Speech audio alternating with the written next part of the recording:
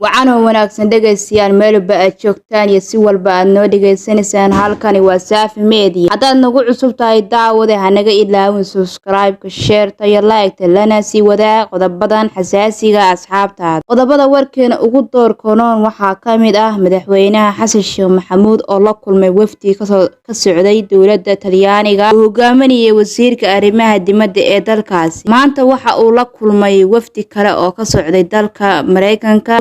Maanta uu la kulmay sawiradii laga soo qaaday ma ahayn kuwa anshaxa u fiican. Haweeney ka mid ah wafdiga ayaa si anshax xun madaxweynaha u fariisatay. Sidoo kale waxaa ka hadli doonaa maadaama wareysiga Fahad Yaasin maanta uu ka daawade waa in loo raadiyo cadaalad Igraan Daliil. Madaxweyne Xasan Sheekh dowladiisa ay ku dadaalaan eedaysanayaasha kiisaska loo haysto inay cadaaladda hor keenaan. Sidoo kale xasaanada iyo awoodaha ay dadka ku dhibaateyn karaan ay ka qaadaan. Fahad Yaasin sidoo kale kalsooni ayuu isku qabaa 10% ayuu sheegay sida uu sheegay 90 kale in dalkiisa dib u hooyo ugu soo laabto ammaankiisa la kafaalo qaado. Arinta kale waxay ku saabsan tahay daawade Professor Cabdiwahaab Sheekh Cabdisamed ayaa waxa uu soo bandhigay codsi ku aadan in Roble maxkamadda la soo taago isla markaana ay sharciga ku kala baxaan isaga iyo Roble. Madaxweyne Xasan Sheekh ayuu ka codsaday in Roble yahay hadda wixii ka dambeeyay inuu yahay maxkamad suge. Qodobadaas waxay qodobada warkeena ugu door karoon. Muqdisho maanta waxa lagu soo dhaweeyay wafdi oo madaxweyne Xasan Sheekh qaabilay wafdi ay hogaaminayso wasiir ku xigeenka arrimaha siyaasadda iyo xoghayaha arrimaha siyaasadda ee Mareykanka. Haweeneyda loo yaqaan Marwo Victoria uu weerariyay danjiraha dowladda Mareykanka u fadhiya Soomaaliya Mudane Larry Andaren. Haddaba daawadayaal wafdiga gabadha lugteeda idinka muuqata sawiradii laga soo qaaday aad bay bulshada u dhibsadeen. Wafdiga marka hore wafdi hoose ayuu ahaa, marka xigta gabadha lugteeda madaxweynaha hoosta ayay ka gelisay dabcan si aan anshax lahayn. Labada lugood way sul saaratay. waa arin aanan u wanaagsaneyn habaamuuska. Wax walba ayay u ekaan kartaa sidoo kale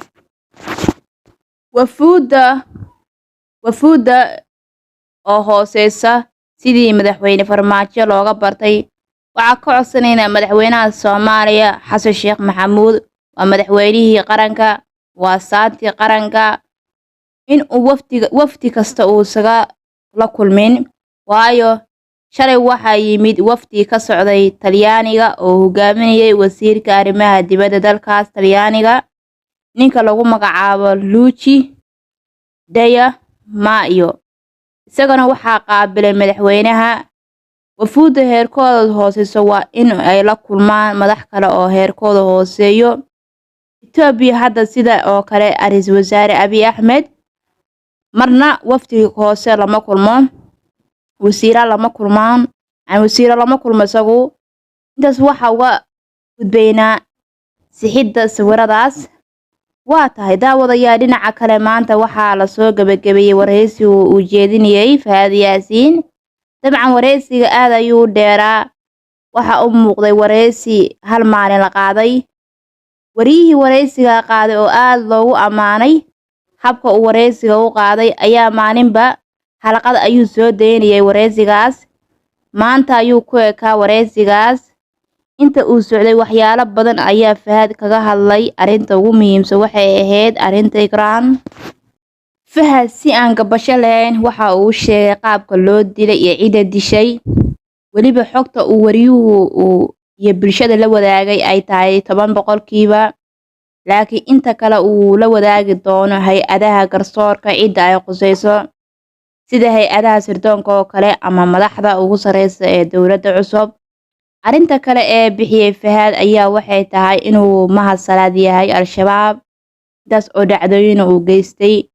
dhinaca kale Professor Cabdiwahaab Cabdisamed daawadayaal uu soo bandhigay arin ku saabsan dacwad uu soo gudbiyay madaxweynaha Xasan Sheekh Maxamuud kagana codsanaya inuu madaxweynaha Xasan Sheekh uu raadiyo cadaalad oo cadaalad la hor keeno Roble oo wax laga qabto oo dhibana u yahay ayuu sheegay Professor Cabdiwahaab. Daawadayaal, warqadan ay u jeedaan 12kii bisha June ayay ka soo baxday Professor Cabdiwahaab. Waxa uuna la wadaagay warbaahinta qayb ka mid ah ee Kenya. wuxuuna sheegay inuu dhibana u yahay oo qabo dood arrintii Fahad Yaasiin ay gelisay walaac hor leh awan oo walaac dareen sanaa. Waxa uuna sheegay in Roble laga xisaabtamo afduubkii uu geystay. Wuxuu sheegay Roble lagala xisaabtamo afduubkii uu geystay Professor Cabdiwahaab Cabdisamed.